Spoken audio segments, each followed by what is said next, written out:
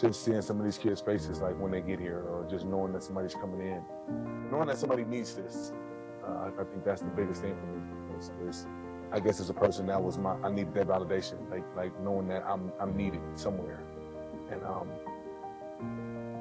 waking up is the easy part.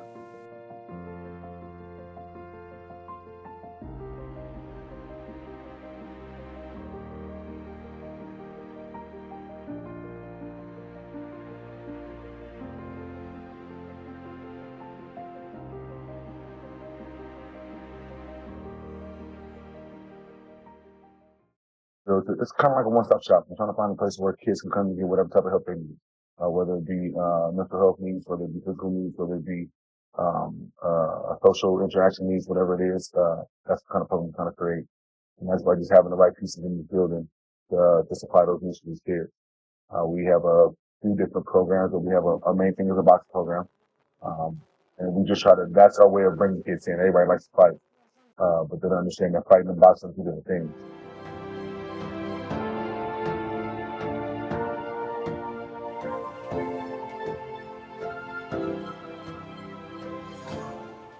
That draws them in, and once they're drawn in, we pretty much take over from there. I feel like if we get any kid in the building, we can keep them here.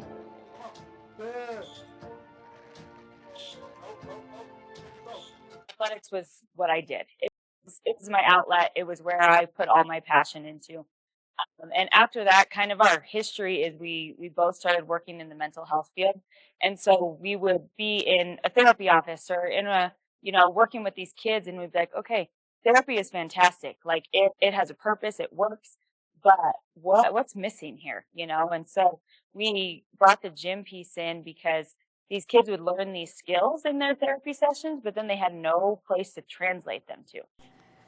The first place we'll come in is this is our main gym area. So we have weights, we have our turf, all the cardio, we have our boxing bags, boxing ring.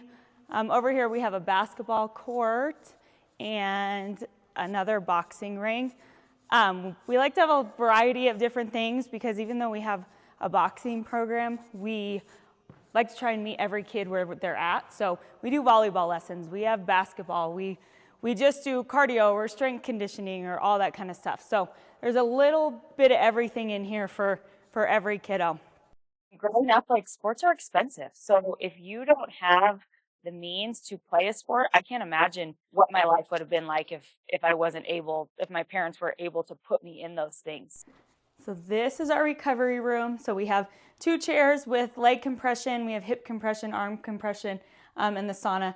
Because even though, it may not be the most competitive athlete, we want to make sure they get the best treatment possible. Providing a place where money isn't an object. So, over 200 of our kids in our programs here are on full scholarship. No clovers! No clovers!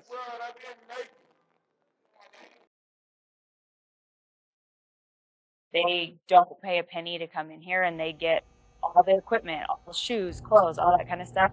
And so they get to come here and have access to the best coaches, the best equipment, the best things at no cost. So they get the same opportunity as everybody else, ultimately.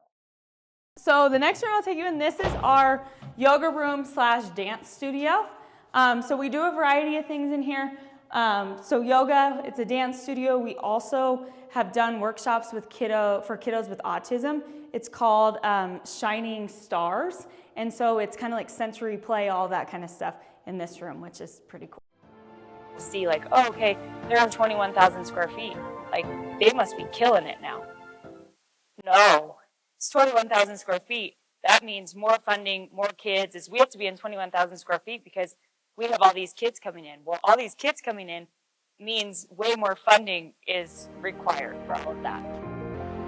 The Victory Vault is sponsored by the Nevada Kids Foundation.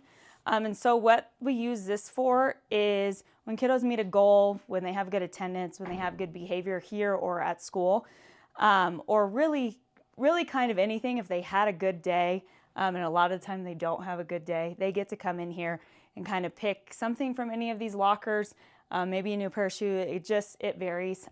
This room was just filled by Corwin Ford, so we have a lot of organizations in the community that donate prizes and different things to fill this room, which is pretty cool.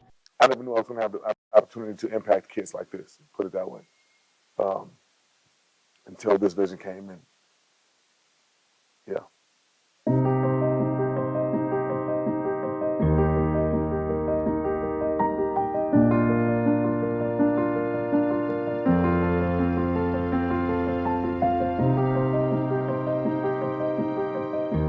Clothing closet. It's called Katie's Locker Room.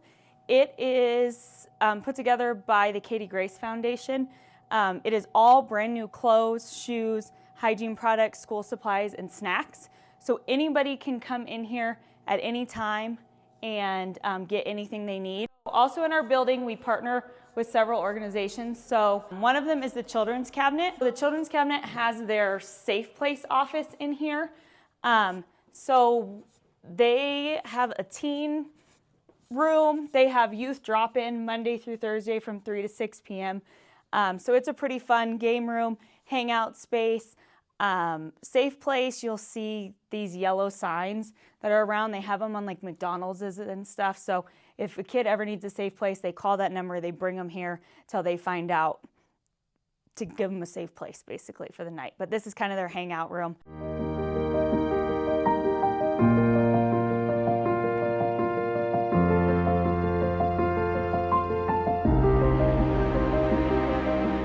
Up in this space, we have a barber, a hair salon, and health psychology associates, which is therapy offices.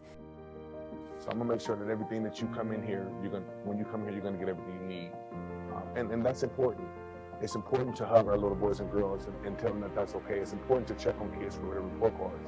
It's important to ask adults how it's work today. It's important for people to really care about you, and that's what's important. Money's not important. It's important to ask my kids if they have food today. Do you guys need a snack before you work out? It's important to say, hey, do you need coach to come out of your class tomorrow and check on you? Those things are important. There's not enough people that care about those things.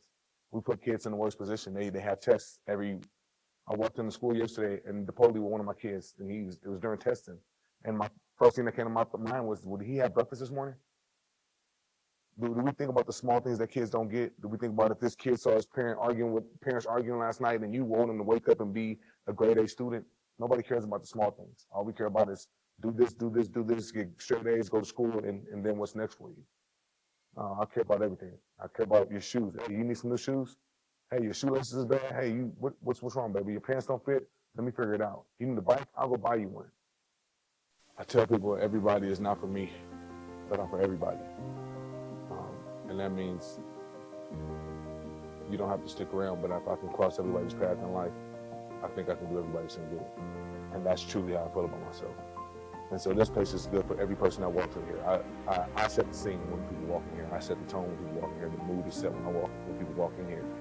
And I think I do a great job at that. For adults that come in here, for kids that come in here, for parents that, you can come here angry at your boss at work, you can come here angry at your husband, you can come here angry at your wife, your girlfriend, whatever it may be. I'm going to make sure that you're going to have this hour that you're in here, you're going to have a great day. You're going to make sure that you're not worried about any of those things. I'm going to give you advice. I'm going to give you hugs. Kids that, little boys and girls that come in here, give coach a hug. How you doing? Like that's just a part of life. That's what we don't do enough of. Everybody's held accountable at the same level, and so it's important because everybody gets to be their genuine self in here and deal with their issue. And nobody else's issue is bigger or smaller or better than anyone else's.